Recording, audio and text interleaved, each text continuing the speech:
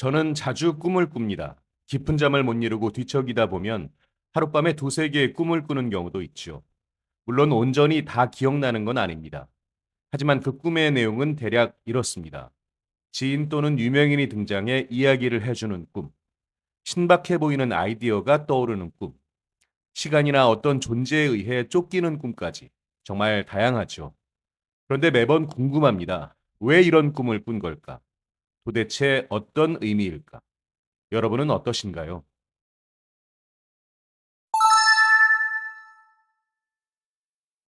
인간은 누구나 잠을 잡니다. 그래야 꿈도 꾸죠. 그래서 꿈을 이야기하기 전에 먼저 잠에 대한 이야기를 해보겠는데요. 랜드 가드너, 1964년 17살 때 기네스북에 올랐습니다. 잠을 자지 않고 버틴 기록으로요. 공식 기록은 264.4시간, 무려 11일을 깨어 있었습니다. 이후 정신을 잃었고 일주일 정도 지나 다시 수면 리듬을 회복했습니다. 이후 랜드 가드너는 70대 후반의 나이에 미국의 한 라디오 방송에서 인터뷰를 했는데요. 본인이 중증의 불면증을 앓고 있다고 했습니다. 그러면서 인간에게는 세 가지 중요한 것이 있다고 말했는데요. 물, 음식, 그리고 수면이었습니다. 네, 잠은 꼭 필요합니다. 본질적으로 인간의 생존에 필요한 기능을 담당하기 때문이죠. 수억 년간의 진화를 거치면서 유지되었다는 건 잠이 우리의 생존에 중요하다는 걸 증명합니다. 잠은 뇌의 폐기물을 청소하는 데 중요한 역할을 합니다. 신경세포 사이의 공간에 축적되어 알츠하이머 진전을 유발하는 주요 단백질인 베타 아밀로이드도 뇌 폐기물에 속한다. 나이가 들면서 왜 베타 아밀로이드가 뇌에 축적되는지는 알 수 없지만 깨어 있을 때보다 잘 때 두 배나 빨리 뇌에서 제거된다는 점은 분명하다. 하룻밤만 못 자도 뇌 간질 공간에 축적된 베타 아밀로이드가 5%나 늘어난다. 잠의 기능은 생각보다 단순하지 않습니다. 그저 누워서 눈을 감거나 긴장을 푸는 기능만 있는 게 아닙니다. 그런데 이 잠의 중요한 기능이 제대로 작동하려면 외부 세계와 단절하고 주변에서 일어나는 일을 인지하지 않은 채 진짜 잠에 빠져들어야 한다고 합니다. 대화를 하다 보면 딴 생각을 할 때가 있습니다. 이럴 때는 난처하지만 상대방에게 방금 한 말을 다시 해달라고 부탁해야 하는데요. 대충 들었으니 의미를 제대로 파악할 수 없을 테니까요. 그런데 이게 바로 잠이 필요한 이유라고 합니다. 깨어 있으면서 새로운 정보를 저장하는데 2시간이 걸렸다면 뇌가 새로운 정보의 의미와 중요성을 알아내는 데는 1시간이 걸린다. 이 1시간 동안 외부 세계와 단절되고 깨어 있는 동안의 사고와 행동 스위치를 내리는 정상적인 하향 메커니즘이 작동한다. 이것이 바로 진화가 수면에 할당한 중요한 임무다. 우리의 뇌는 깨어있는 동안에는 주변 상황에 집중하고 새로운 정보를 받아들여 저장해 둡니다. 그리고 잠이 들면 정보를 검토하고 수정하고 그 정보가 무엇을 의미하는지 파악한다고 합니다. 그러니까 혹여라도 제대로 못 들었다면, 하지만 그 의미를 제대로 파악하고 싶다면 잠이 도움이 될 수 있다는 겁니다. 잠은 다양한 형태의 기억을 강화합니다.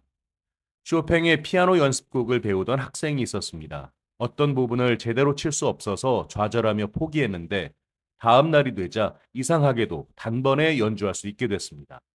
이 현상을 어떻게 생각하는지 물으면 사람들은 아마도 어제 연습을 포기했을 때 이미 습득하기는 했으나 너무 지쳐서 하지 못했을 것이라고 답할 것이다. 하지만 틀렸다. 밤에 잠을 자는 동안 완벽해진 것이다. 기억은 과거에서 교훈을 얻지 못하고 같은 상황을 반복하는 재앙을 막기 위해 진화했습니다. 즉, 기억은 우리가 예전에 마주쳤던 것과 비슷한 상황에 놓일 때 도움을 주기 위해 진화했다는 거죠. 그러니까 뇌에서 무엇이 더 중요한지 결정하려면 시간이 필요한데 그것이 잠이라고요. 다른 작업을 하지 않은 휴식 기간, 그게 바로 잠이라는 겁니다. 잠을 통해 완벽해질 수도 있다는 거죠. 이 책에는 넥스트 업이라는 꿈 연구 이론이 제시됩니다. 이를 통해 꿈의 기능과 가능성을 이야기하는데요. 그리고 내면의 잠재력을 이끌어내 현실로 연결할 수 있는 꿈 활용법까지 소개합니다.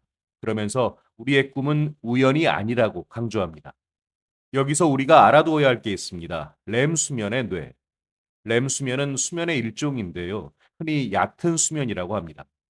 성인의 경우 하룻밤에 5차례 정도 반복되는데 이때 꿈을 꾸는 경우가 많습니다. 이 상태에서 뇌는 일반적으로 강한 연관성보다 약하고 예측하지 못한 연관성을 더 활성화한다고 합니다. 넥스턴 모델에서 보는 꿈은 기존의 기억에서 이전에는 탐색하지 않았던 약한 연관성을 발견하고 강화해 새로운 지식을 추출하는 독특한 수면 의존적 기억 처리 과정이다. 보통 뇌는 중요한 사건이나 우연히 들은 이야기, 개인적 근심 같은 그날의 새로운 기억을 암호화하고 이 기억에서 출발해 약한 연관성이 있는 다른 기억을 찾는다고 합니다. 이 기억은 그날의 기억일 수도 있고 더 오래된 과거의 기억일 수도 있습니다. 여기서 흥미로운 건 뇌가 꿈을 꿀 때 약한 연관성을 선호한다는 건데요. 그러니까 이야기의 사건, 등장인물, 맥락, 연관성이 떨어질 수 있다는 거죠. 뇌는 깨어있을 때보다 잠을 잘 때 더 광범위하게 탐색하고 덜 명확한 연관성을 조사해 깨어있는 동안은 절대 생각지도 못할 장소에서 숨겨진 보물을 찾아낸다고 합니다. 그래서 꿈은 묘하게 기괴한가 봅니다.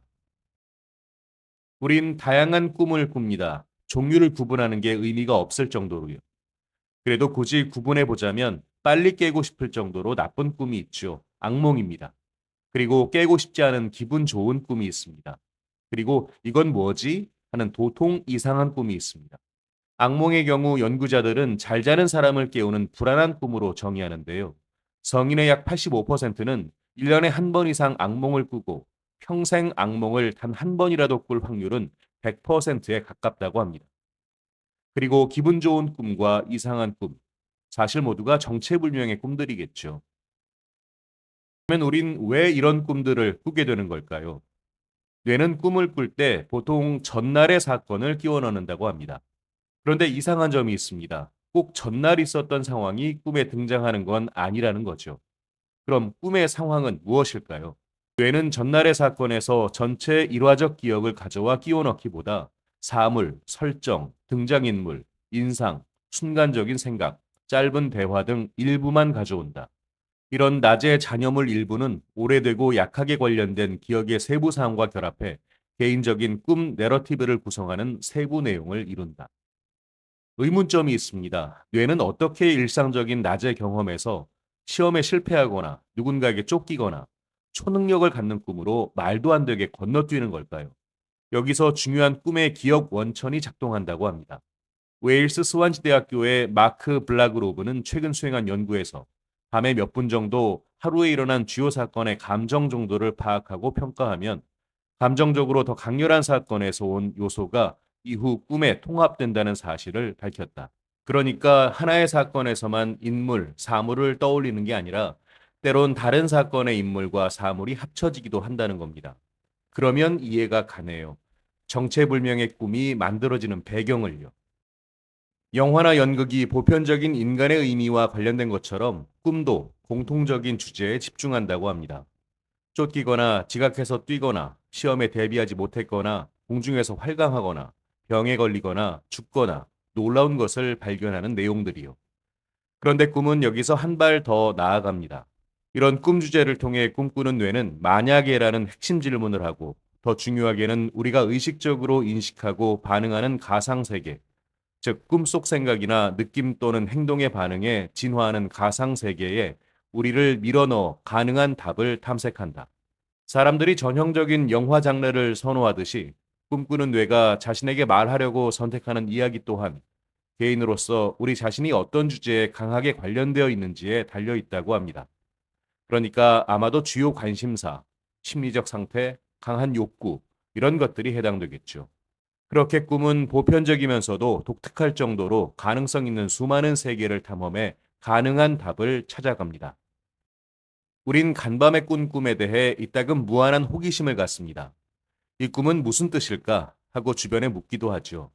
그런데 작가는 지적합니다. 하나만 짚고 넘어가자. 우리는 당신의 꿈이 어떤 의미인지 모른다. 사실 그 누구도 모른다. 그렇다고 꿈에 실체가 없다는 말은 아니다. 하지만 우리는 모든 꿈에 하나의 진정한 의미가 있고 이 정답은 특별히 훈련받거나 재능 있는 사람만 해독할 수 있다는 생각에는 문제가 있다고 본다. 사실 어떤 의미인지 꿈을 이해하려는 우리의 욕망은 과거 조상들이 밤의 몽상을 기억하기 시작한 때부터 존재했습니다. 하지만 작가는 꿈이 단지 해석되기 위해 진화한 메커니즘이라고 판단하지 않습니다. 그리고 해석 자체가 말이 안 된다고요. 이 생각이 말이 되지 않는 첫 번째 이유는 우리가 밤마다 꾸는 꿈을 너무 적게 기억하기 때문이다. 두 번째 이유는 우리가 기억하는 꿈 중 소위 전문가는 차치하고서라도 누구라도 해석할 수 있는 꿈은 거의 없기 때문이다. 그래서 이야기합니다. 생생하게 일어나는 꿈의 생물학적, 적응적 기능, 기억나는 꿈을 이해할 목적으로 선택하는 해석이나 창의성, 단순한 즐거움 같은 용도, 이렇게 구분해야 한다고요. 그래서 결론은요, 꿈은 마법에 가깝습니다. 그 마법의 세계에 대한 보다 구체적인 이야기, 그리고 그 마법을 활용할 수 있는 방법, 꼭 책을 통해 확인해 보셨으면 좋겠습니다.